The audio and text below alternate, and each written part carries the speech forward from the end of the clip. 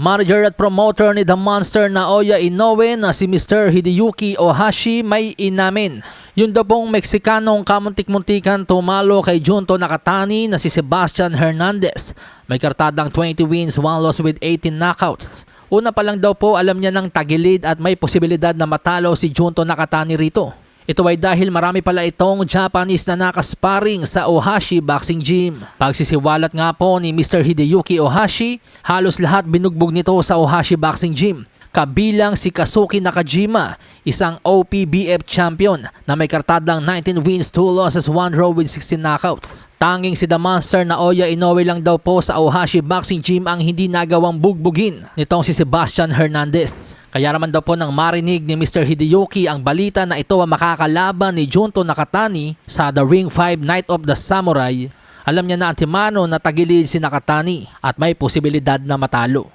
At hindi nga po nagkamali si Mr. Ohashi dahil na maglaban nga po si Nakatani at Hernandez noong December 27. Bagamat nasungkit ni Nakatani ang 12-round unanimous decision, pero marami rin pong nagsasabi na dapat si Sebastian Hernandez ang nagwagi sa laban.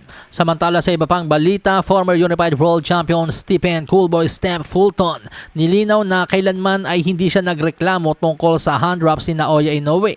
Matatandaan noong 2023, binato ng putik ng kanyang trainer na si Wahid Rahim ang imahe ni Inoue tungkol sa estilo ng hand drops nito na kung tutuusin ay legal naman sa iba't ibang lugar kabilang ang Japan. Ito ay inulit muli ng trainer naman ni Alan David Picasso noong December 27 na nagreklamo din sa estilo ng hand drops ni Inoue na parabang ang dating ay dinadaya sila. Ayon sa trainer na si Robert Garcia, kung minsan pautot lang ito ng mga trainer para mapag-usapan. Anya, sometimes it's part of the show just to make it a little controversy. Sometimes it's part of the show just to make a little controversy. Right. You know, Kaya naman nang pumutok ulit ang kontrobersiya tungkol sa hand drops ni Inoue sa kanyang naging laban kay Alan David Picasso, mismong si Fulton na ang dumistansya dahil nakakahiya lang sa panig niya kung gagawin niya itong excuses o palusot sa kanyang pagkatalo kay Inoue.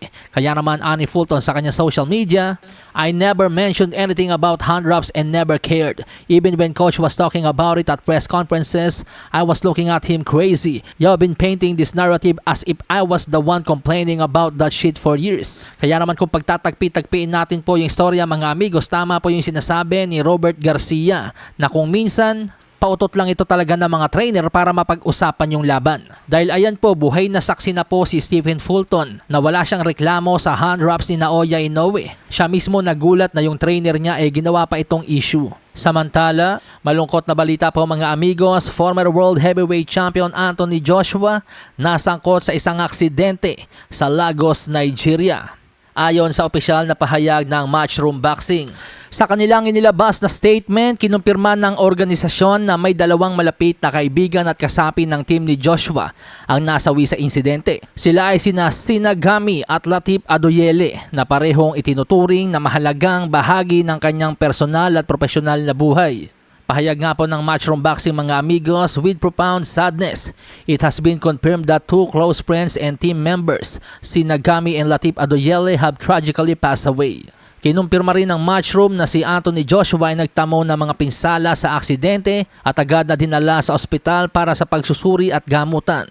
Siya ay nasa stable condition at mananatili roon para sa masusing obserbasyon. So sana po walang malala o seryosong injury na natamo itong si Joshua. Nang sa ganun ay makita pa rin natin siyang labanan si Tyson Fury at si Deontay Wilder.